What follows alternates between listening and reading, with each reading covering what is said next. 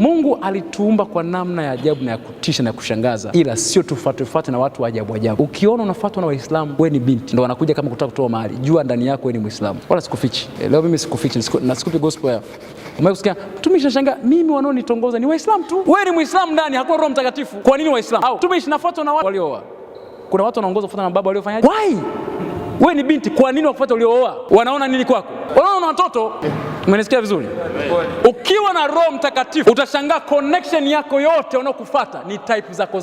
I'm telling you. Mimi nimewahi kuwa single, kanisa kubwa. Ukifika ile kanisa unaweza kwamba kijana yeyote namba moja utajua Edmund. Sawa? Hilo kanisa hilo ukifika siku ya kwanza wewe ni mgeni. Umefika hilo kanisa siku ya ngapi? Utasikia habari za mtu nani? Edmund. Na utaambia yuko single, lakini utakaa miaka hii hujui hata namna gani unaanza kumfuata huyo mtu. Sio, umenisikia vizuri? Sasa wale watu mnaojisifia vitu vya kufuatwa, hakuna kitu. Hakuna roho, alishakauka. Sio kama umemhuzunisha. Sio amezimika. Hayupo. Hata chembe chembe hayupo. Umeachiwa lugha. Sio, umenisikia vizuri? Roho Mtakatifu unaweza kuwa ni binti ukamfesi kijana akaanza kutetemeka. Kijana, Roho Mtakatifu ni hatari. Sio, umenisikia vizuri? Unaongea na kijana umemtazama, wewe kwa mfano unaongea na binti, eti binti anaongeleshwa. Hakuna Roho Mtakatifu. Ukiwa na Roho Mtakatifu hupepesi macho. Sio, umenisikia vizuri? Roho Mtakatifu unaongea na kijana, unamtazama hivi, anazungumza mpaka yeye mwenyewe anaanza kusheki. Sasa binti unakuta binti habari, safi, hakuna, zero. Wengi mnaangua kwa sababu zero ndani, akaunti zero. Roho Mtakatifu hatukuumbiwa roho ya woga. Biblia inasema hivyo, si ndio?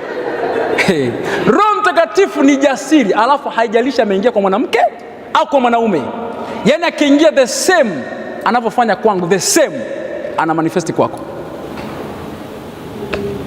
Kwa wakati mkanisani anza kuchunguza. Ukiongea na mdada anatangaza vile hakuna kitu. Mdada anatakiwa jasiri, si ndio? Hata kama kwa barabara umesimamishwa na kaka, simama.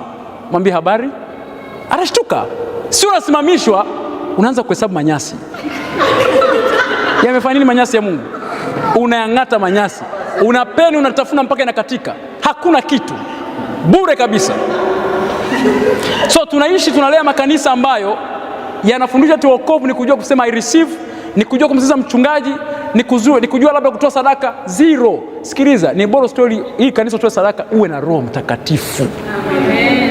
Maisha yako ata make sense. Ukiwa na Roho Mtakatifu unapanga lini utaoa au utaolewa, unapanga wewe. Ukiwa na Roho Mtakatifu unapanga lini unafanikiwa. Roho Mtakatifu ni zaidi ya mchungaji mimi.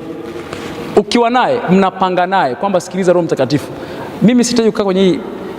Mimi nimepanga harusi yangu miaka 5 nyuma. Nilisema nitaoa tarehe 23 mwezi wa pili mwaka 2019. Miaka ya nyuma sana nimepanga harusi. Na ilikuwa hivyo hivyo.